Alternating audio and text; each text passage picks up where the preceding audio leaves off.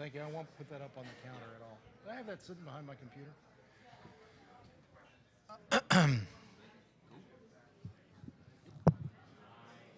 So you having fun yet? I feel like the last day of summer camp. I'm going through withdrawal. I feel like the Could you last tell day them of first grade as a postgraduate student. their time's up? I need to make announcements, and I'm gonna be in their way here. They should go out to the hallway or something.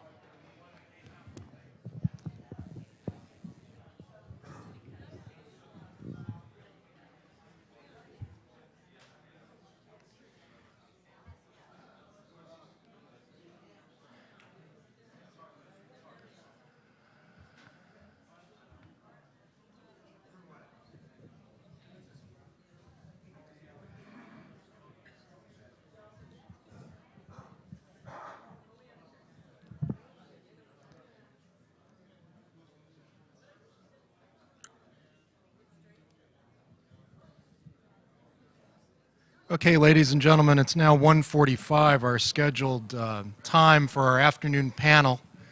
But I could ask the witnesses to make their way to the witness table.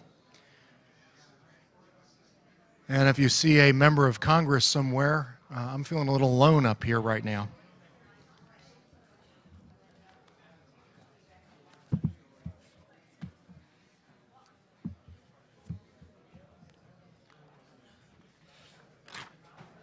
I know Chairman Cook was here a few moments ago.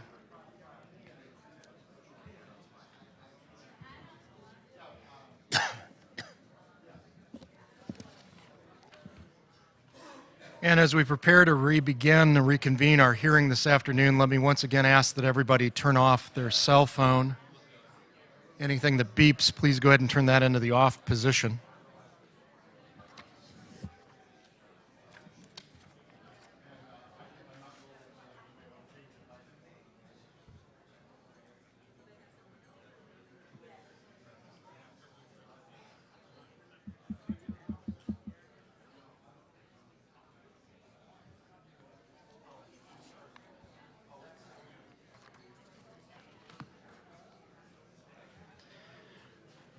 For your information, several members of the committee have addressed a letter to the President of the United States, which I'll be happy to read to you while we wait for them to arrive. This letter is also copied to the Secretary of Veterans Affairs and reads as follows. As former members of Congress, we're writing to express concern over the lack of response by our government to two of our retired servicemen who dutifully served their country during the Cold War, Air Force Staff Sergeant James William Pinnison, Airman First Class John Frederick Burroughs. In 1980, Sergeant Pinnison and Airman Burroughs were stationed at the twin base facility of RAF Bentwaters and RAF Woodbridge near Suffolk, England. On December 26, 1980, these men were the first to respond to an incident just beyond the east gate of the Woodbridge base. As a consequence of their arrival on the scene of that incident, they almost immediately thereafter began suffering adverse health effects. These health issues have plagued them to the present day and have at times been life-threatening. Despite repeated attempts to obtain their medical records from the Department of Veterans Affairs, they have been denied access to them. We are respectfully asking for your assistance in making certain that Sergeant Pinnison and Airman Burroughs be provided their service medical records commencing from their respective dates of induction into the United States Air Force. Thank you for your consideration of our request, sincerely, and as you can see, it's signed by several members of the committee. That letter will be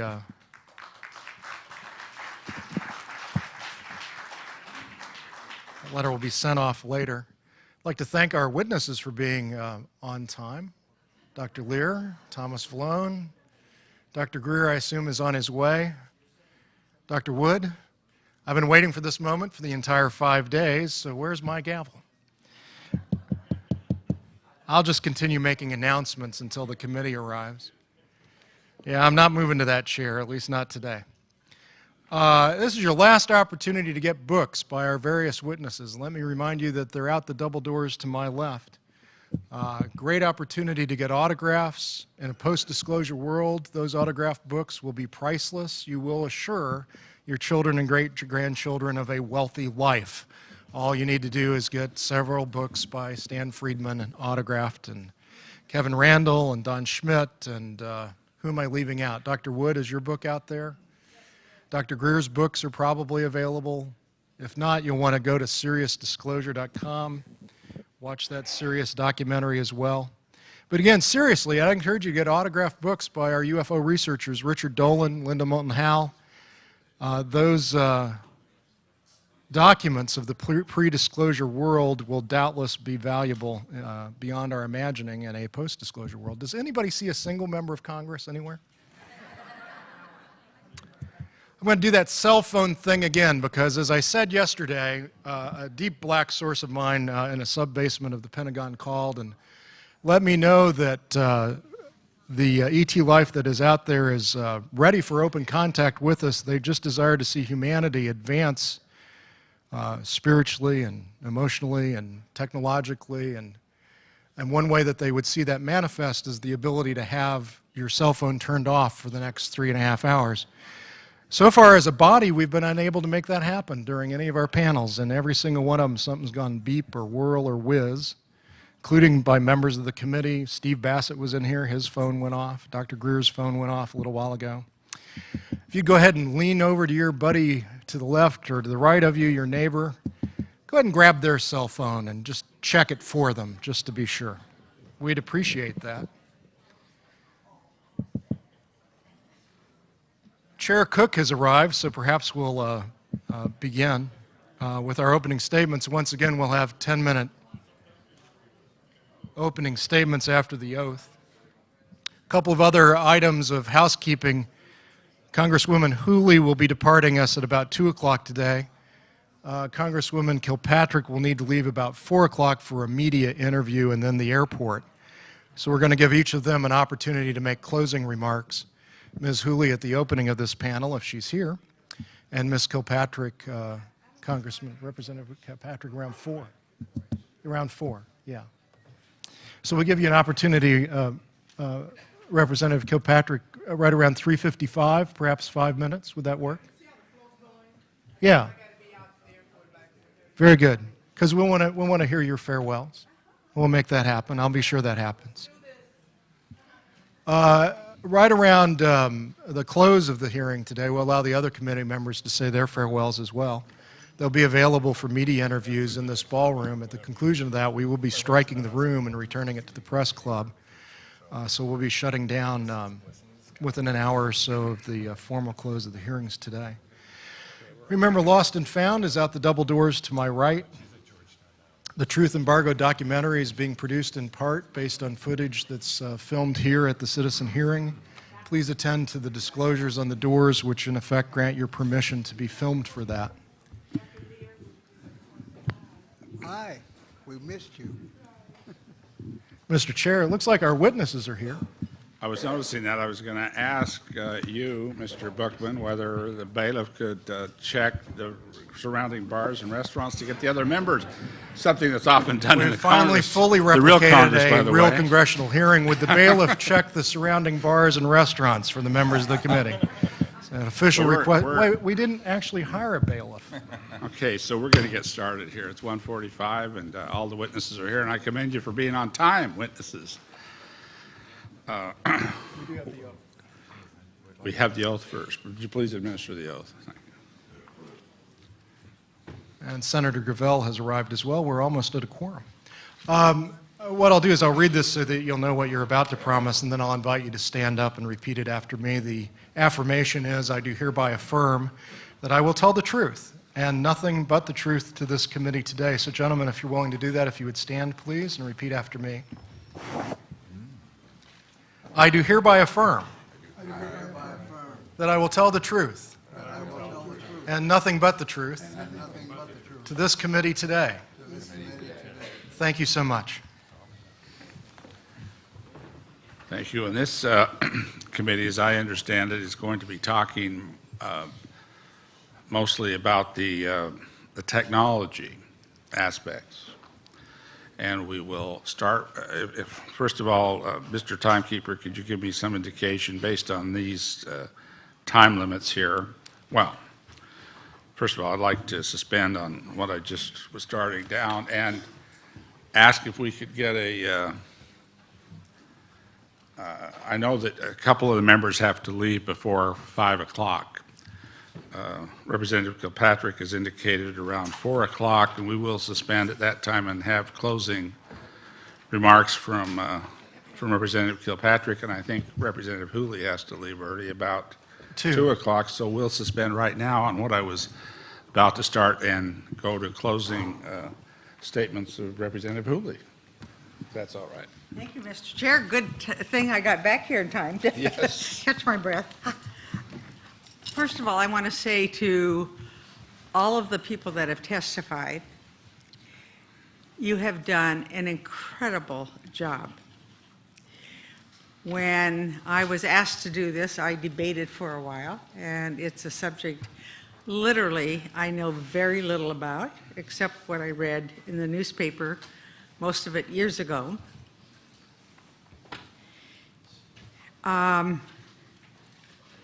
I was a skeptic when I came, and what I have found, and this has to do with the credibility of the people that have testified.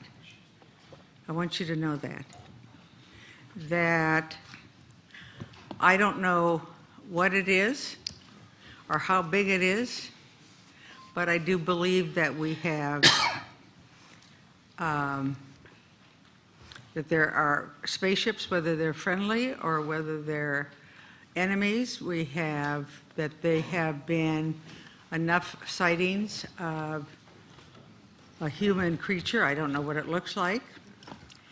And so I appreciate what you have, the sacrifices you've made and what you have done.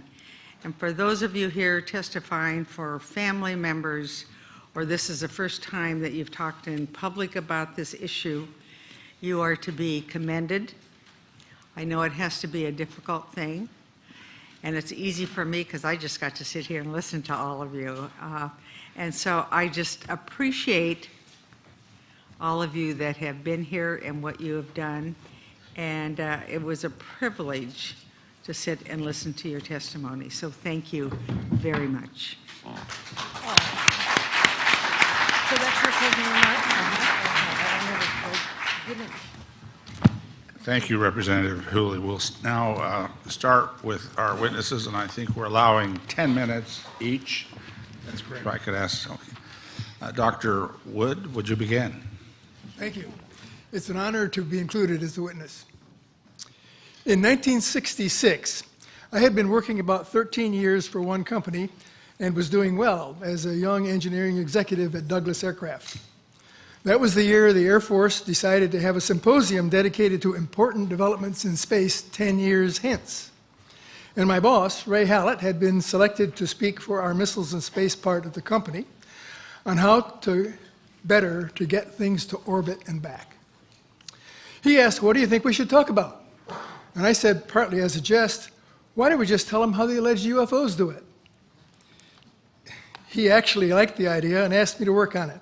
That was when I read my first UFO book, actually one by Don Menzel, the science arch skeptic, and I saw clearly that he was ignoring the reported data. I immediately read a dozen books on the subjects. A year later, Douglas had been bought by McDonnell, and we were now McDonnell Douglas, and had just won the Air Force satellite program called Manned Orbiting Laboratory. My regular job was to manage our company research and development projects funds so that we would win small technology contracts. One day, after I reported to a couple of VPs on how we were doing, one of them asked me personally if I was doing anything interesting outside my job. And I said, "Well, you're not going to believe this, but I've read about 50 books on UFOs, and the amazing conclusion I've come to is that they are very real extraterrestrial craft, and the only thing that's uncertain is to whether we find out how they work before or after our competitor Lockheed." After a moment of silence, one of them said, "How much would it cost to take a look at that question?" Therefore, we started a little project, kept quite low-key, to study the question of how they work. Everyone who worked on this project knew that when the project was over, each would go back to his other job or be laid off. This was when we needed to find someone to study the sightings and reports in detail to see if we could get clues as to how they worked, and we hired Stan Friedman. We should have a picture of Stan Friedman up there right now as he looked in 1968. We did a lot of interesting projects, such as measure the effects of a huge magnetic field on the speed of light. There was none. Interview an abductee. Try to invent a physics that would permit travel faster than the speed of light. Developed an instrumented van to observe craft sightings anywhere, anytime, and spun magnets in space to try to change their weight. It didn't change. I also became friends with James E. McDonald, a physicist who was making a lot of noise and giving lectures about the details of highly credible sightings. Jim McDonald was very pushy to have my group get more exposure. He urged me to visit the Air Force UFO Condon Committee in 1967 before their report was complete, and talked someone into inviting me to testify at a House Science and Astronautics Committee symposium on unidentified flying objects. I asked my management about this, and they said, do what you want, but good things rarely happen to people who testify to Congress. I decided not to testify, largely since I did not have any breakthroughs to even hint at, and if I did, they would have been the property of McDonnell Douglas. Then the military orbiting program was canceled in 1969. Dozens of people were being laid off. We were not making fantastic progress on our project, and I was assigned in 1970 to learn everything I could about radar and ballistic missile defense. We canceled the UFO project and moved on. This project's history was written up in both the International UFO Reporter in 1993, detailing the results of my visit to the Condon Committee, and the MUFON Journal in 2008, elaborating on the details of who did what on this project and what we concluded. I followed the topic of ufology from 1970 to my retirement in 1993 as an avocation, but remained actively absorbing results and reports from MUFON, the Center for UFO Studies, and subscribed to the Flying Saucer Review, which came in a brown paper envelope, so you wouldn't know the subject, published in Britain. The consistency of alien reports occurring psychically caused me to be aware of other anomalous literature, and I had the pleasure of meeting Dean Bob John of Princeton University, who was initiating a consciousness research project. At the same time, my knowledge of radar put me in a position to manage a classified program with top secret access to various subjects. I had read an article by Dr. Hal Puthoff, currently then at Stanford Research Institute, reporting on some amazing results in remote viewing. We used our CIA contacts to work out a test project on coordinate remote viewing, where the subject is allegedly able to observe and describe what is at a specific Earth coordinate. This sensitive remote viewing project wound up being funded by James S. McDonnell, CEO of McDonnell Douglas, who was subsequently told by his lawyers that he should not have used foundation money to accomplish work in his profit-making firm. The results of one test of 6 targets were interesting but not spectacular. We speculated that the viewer might have gone to a coordinate in time when the most emotional events were happening at that location. This project also provided access to anything to do with ballistic missile defense, and I used a nice classified library at another facility to see what there was on the defense against UFOs. There were quite a few intriguing reports available, such as a classified version of the Iranian Air Force F-4 Phantom jet pilot attempting to fire a missile at a UFO only to have his controls shut down as soon as he thought about doing it. Then, after I had borrowed and read quite a few of these anomalous reports, the whole library system was changed so that it was no longer clear where to look for reports. I also stayed aware of anomalies in science in general. And when the so-called cold fusion results of Pons-Fleischmann were announced in 1989, I was aware that our company attempted a quick covert test to try to replicate the results. I was told we were not successful, but by then I was working on advanced technology for NASA International Space Station and not involved in any proprietary activity. After retirement in 1993, my focus on UFOs became the authentication of leaked documents as described on Wednesday. If these documents are valid, they are consistent in telling the story of exposure to the alien technology, attempts to understand it, and many specific tales of successfully understanding the principles and building devices that have become the technology breakthroughs we all enjoy today. There is a case to be made that the 3 crash recoveries of Missouri in April 1941 and LA in February 1942, 1,430 rounds of ammunition during the famous LA air raid, resulted in a specific contract to study how germanium and silicon might be used in the preparation of semiconductors. Those individuals receiving reports and samples included Edward Condon at Westinghouse, Bell Laboratories, Hans Bethe of MIT Radiation Laboratory, and Shockley of Bell Telephone Laboratories in 1945, who is given credit for inventing the transistor in 1947. These leaked documents, taken as a whole, visualize and speculate on the impact of alien technology on our society in a diverse array of fields of science and technology. And Doctor, you've got about 1 minute left on your time. Thank you. All right, then I'll ignore mentioning Philip Corso's comments.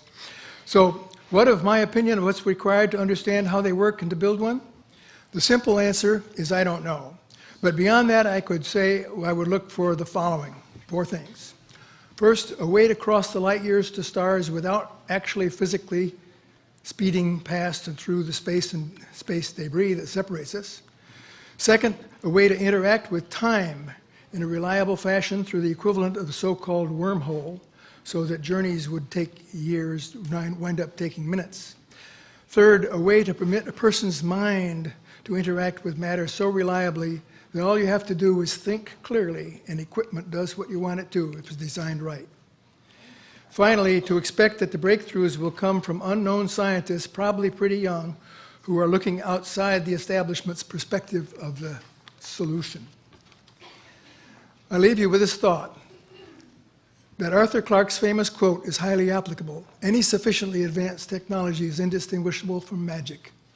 I think that the millions of years that may separate us from the alien civilizations are not significant because logic does not change with time. I expect that the laws of physics, which we have yet to understand, will be the same, and so will the equations. We just have to find them. Does some black program already have this knowledge?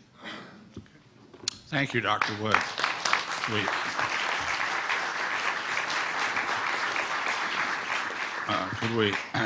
Could we now have Dr. Greer take 10 minutes? Thank you very much. I appreciate being here again. I would like to open with sort of a historical overview of advanced technologies that began in the late 1800s with the breakthroughs with Maxwell and also Faraday. It turns out that the Maxwell equations that were developed had a number of changes that resulted in what is now classic electromagnetic theory. This has resulted in a number of errors in the equations, which have been corrected by people who have looked at them very carefully. Between the late 1800s and 1929, there were a number of breakthroughs that ended up being suppressed that had to do with creating very high voltage VHV systems so that you could create a vector into what's now been called the zero-point energy field. And I refer the panel to the Jane's Defense Weekly writer Nick Cook and his book, The Hunt for Zero Point. This began to be explored by people like Nikola Tesla and others. I have a Department of Defense document that is on a flash drive for each member of Congress that the conference has been given, the citizens' hearings has been given, that shows that when Nikola Tesla died, that this information that he had, which allowed for a car to run out of the ambient energy, was in documents confiscated by the FBI. And I have a Department of Defense document demanding that the FBI turn these over to the DOD. The FBI refused. At any rate, science continues because the laws of the universe are in fact universal, and they can be discovered here or around Alpha Centauri or any place else in the cosmos. By 1928 and 29, T. Townsend Brown, as well as the Koloski-Frost experiment in physics in Germany, had determined that VHV, very high voltage systems, done in a certain resonant field could result in so-called electromagnetogravitic effect, the lifter effect that has been described, which you see in UFOs. They also can create what's called a space-time bubble around an object so that you can correct for 1g. This is how these objects are traveling at multiples of what any aerodynamic physics would describe, and can make right-hand turns without killing the occupants. Around this same time, there was, in the 1940s and the late 1930s, a number of UFO sightings. This included the so-called Foo Fighters. Yes, it's a famous rock group. However, the Foo Fighters took their name from the reports of these objects seen in the theater of World War II that were flying around our aircraft. We thought it was a secret weapon of the Nazis. The Nazis thought it was a secret weapon of ours. There was Jimmy Doolittle, the famous general. His nephew is a dear friend of mine, and he has testified that General Doolittle was sent by FDR over to the European theater in World War II, investigated the Foo Fighters, and came back and told Roosevelt, and I quote, "They are interplanetary vehicles." So by then, there began a classified program, and which was augmented further by events, as mentioned, in 1941, and then, of course, the famous Roswell event. Those events led to, as Philip Corso describes, a reverse engineering program. As you all know from the famous Wilbur Smith document of 1951 from Canada, it talks about that flying saucers exist, but there's a high-level team headed up by Dr. Vannevar Bush that is studying the, quote, modus operandi of these vehicles. These were the most brilliant scientists, Edward Teller, Oppenheimer, and others, Hermann Oberth, amongst others, who were in this team studying how extraterrestrial vehicles move. In October of 1954, a key date I want the committee to remember, we have actionable intelligence from someone who has worked in the National Security Agency and has been in the vault. All of this went deep black because they figured out, at that point, gravity control. So since 1954, October of that year, we have not needed rockets, jets, internal combustion engines, and surface roadways between cities. I say this with authority that this is the case.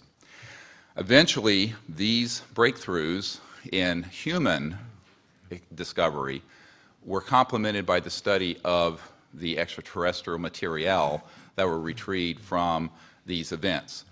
And contrary to most people's thoughts, the Roswell event was actually a downing of an extraterrestrial vehicle by an electromagnetic system that was hidden in a radar dome that was switched on, and this is in an FBI document that I can provide for the committee and is on the flash drive given to the Congress.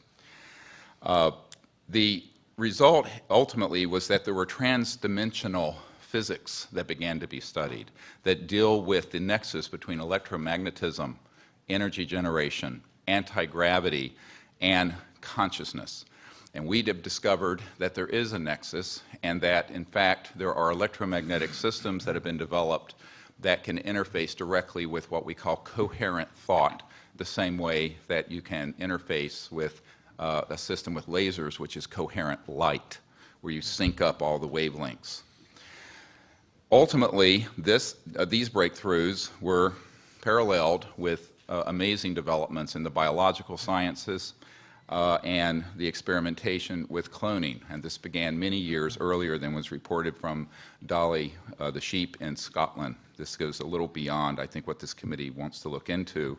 However, you need to understand that the technologies that we have, and we were discussing, are not theoretical. We have actionable intelligence that any committee in Congress or executive action can find regarding current operations. And I just want to go through a list of them very quickly of these facilities and corporations for which we have witnesses who can be subpoenaed by the committees of the Congress. This was developed at the request of Congressman Christopher Cox of Orange County, with whom I met, and was later further developed for the briefing that we put together for President Obama. These facilities are the Edwards Air Force Base and subsections where at the dry lake bed where the Lockheed Skunk Works operations, Haystack Butte, China Lakes, George Air Force Base, and the closed Norton Air Force Base, where an anti-gravity device, so-called alien reproduction vehicle, for which we have the schematics, was seen by Frank Carlucci and others on our witness team. Tabletop Mountain and Blackjack Control. The aerospace facilities there are the Northrop Anthill Facility, Tejon Ranch, the McDonnell Douglas Llano Plant, Lockheed Martin Hellendale Plant, and the Phillips Lab. At the Nellis Air Force Facility, so-called Area 51, no one calls it that. There's S4 and S12, Pahut Mesa, Groom Lake, and a number of sub-facilities. The most important facility is in Utah, near Provo, the Dugway Proving Grounds, all of which is underground, and the airspace above it is classified. There are no roads into this facility. The New Mexico facilities include Los Alamos National Labs with underground connectors to the so-called Dulce area where the biological work is being done, and Kirtland Air Force Base. And the complex there includes Sandia National Laboratories, Phillips Labs, Manzano Mountain Weapons Storage Facility, Coyote Canyon, and the White Sands Complex. In Arizona, near Fort Huachuca, which is Army Intelligence Headquarters, there is a UGB underground base where one of our witnesses, who will testify, worked on 9 separate extraterrestrial vehicles that had been down through advanced electromagnetic pulse weapons, and there are several different species of extraterrestrial biologicals stored at that facility. The other facilities, and this goes on, include a special compartmented area of Cheyenne Mountain, where we have witnesses in our team who can be subpoenaed, where we have tracked extraterrestrial vehicles in our solar system that were measuring 26 miles in diameter. There are also facilities in Australia, a key one being Pine Gap, the so-called Alice Springs facility, which is mostly a U.S. Air Force facility, even though it is in Australia. I recently talked to the Deputy Prime Minister of Australia about this. Also, the Redstone Arsenal and the Marshall Space Flight Center. We have a scientist at the Redstone Arsenal who works under contract for IT&T, who have developed these transdimensional systems. He was under contract with my project to bring these energy devices out, and he was then threatened by a former CIA director and what I call the goon squad that went down there 3 years ago in March. This is just part of the information we have, and this information is on the flash drive given to Stephen Bassett's staff. Then you're all welcome to review. Thank you. Thank you.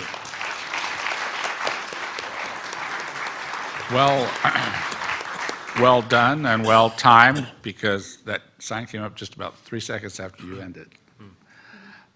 Dr. Vallone, 10 minutes.